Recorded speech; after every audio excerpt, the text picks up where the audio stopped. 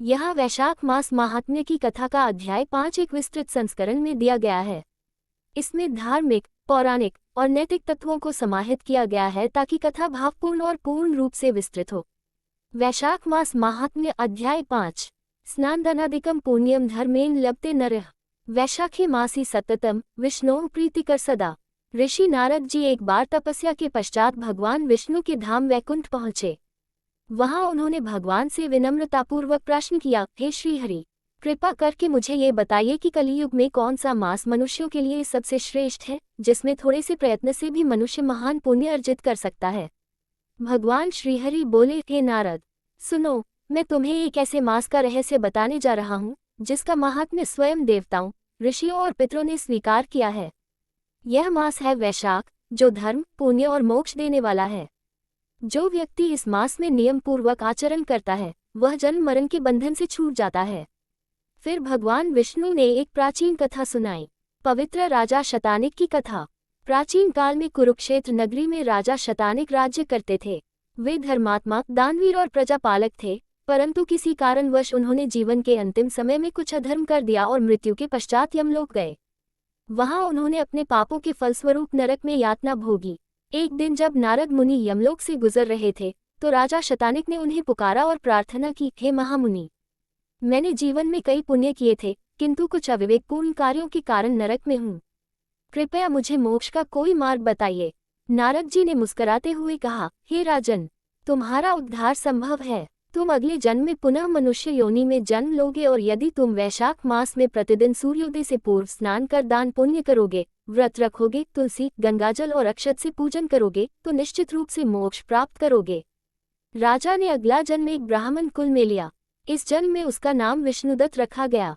उन्होंने बाल्यकाल से ही धार्मिक कार्यों में रुचि ली और जैसे ही वैशाख मास आया, उन्होंने गंगा स्नान, दीपदान, अन्नदान, जलदान, छत्रदान, शयादान, वस्त्रदान इत्यादि कार्य प्रारंभ कर दिए। उन्होंने पूरे मास तक एक समय फलाहार कर उपवास रखा और प्रतिदिन विष्णु सहस्रनाम, भगवद गीता तथा नारायण स्तोत्र का पाठ किया। इस पुण्य के प्रभाव से न केवल उन्हें स्वर्ग प्राप्त हुआ, बल्कि वे मृत्यु के पश्चात वैकुंठ धाम को प्राप्त हुए, जहां भगवान विष्णु ने उन्हें अपने समीप स्थान दिया। वैशाख मास की अन्य प्रमुख कथाएं। 1. धनपाल बनिया की कथा। विंध्याचल क्षेत्र में एक धनपाल नामक बनिया रहता था। वह अत्यंत कंजूस और लोभी था। किसी दिन एक साधु उसके पास भोजन मांगने आया, पर धनपाल ने उसे अपमानित कर भगा दिया। साधु ने शांति से कहा, यदि तुझे पुण्य की चाह हो, तो वैशाख मास में एक बार भी किसी प्यासे को जल पिलाना, तेरा उद्धार हो जाएगा। धनपाल ने उपहास में ही सही, वैशाख मास की पूर्णिमा को एक प्यासे साधु को ताम्रपात्र में जल पिला दिया। वह साधु वास्तव में भगवान विष्णु का ही रूप था। उस एक जलदान के पुण्य से धनपाल को अगले जन्म में ब्रह्मज्ञान प्राप्त हुआ और वह वैराग्य पथ पर चला गया। 2. विद्या दान की महिमा। एक बार काशी में सुधाकर नामक ब्राह्मण अपने जीवन को दुख में बिताता था। उसके पास धन नहीं था, पर ज्ञान अपार था। वैशाख मास में उसने अपने पास पढ़ने आए 5 निर्धन बालकों को निःशुल्क विद्या दान देना प्रारंभ किया। भगवान विष्णु ने उस पर प्रसन्न होकर स्वप्न में दर्शन दिए और कहा, हे ब्राह्मण, तूने जो ज्ञान का दान वैशाख मास में किया, वह 1000 अश्वमेध यज्ञों के बराबर है। अगले जन्म में तू चक्रवर्ती सम्राट बनेगा और अंत में मेरे धाम को प्राप्त होगा। वैशाख मास के व्रत नियमों का विस्तृत वर्णन। भगवान विष्णु नारद से कहते हैं, हे मुनिव, जो भक्त वैशाख मास में निम्नलिखित व्रतों और दान पुण्य का पालन करता है, वह अनेक जन्मों के पापों से मुक्त हो जाता है। 1. प्रातःकाल स्नान। सूर्योदय से पूर्व गंगा, यमुना, सरस्वती या किसी तीर्थ जल में स्नान करें। यदि संभव न हो तो घर में जल में तुलसी, गंगाजल, कपूर या चंदन डालकर स्नान करें। 2. उपवास। प्रत्येक द्वादशी, एकादशी या सोमवार को उपवास करें। फलाहार करें, सात्विक भोजन ग्रहण करें। 3. दान। जल से भरा हुआ घट, पंखा, खड़ाऊ, चटाई, छाता, अन्न, वस्त्र, गाय, सुवर्ण आदि का दान करें। अन्नदान पर दान। वैशाख में अन्नदान का विशेष महत्व है। 4. दीपदान। रात्रि में तुलसी के पास घी का दीपक जलाएं। दीप दत्वा हरि पूज्य विष्णुलोकम स गच्छति। 5. पूजन और पाठ। विष्णु सहस्रनाम, श्रीमद्भगवद गीता, नारायण कवच और गोविंद स्तोत्र का पाठ करें।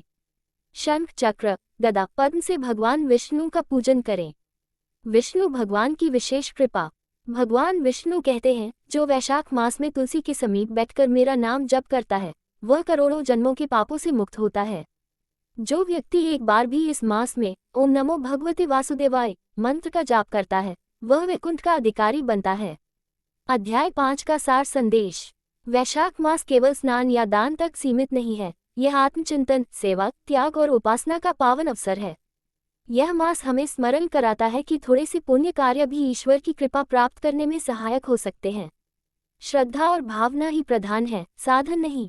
न द्रव्यम न तपो राजा, न तीर्थ न तपस्विनः। श्रद्धया पूजिता भक्ति सर्वपापन विनाशयेत। यदि आप चाहें तो मैं इसका PDF संस्करण या चित्र सहित कथा भी तैयार कर सकता हूँ।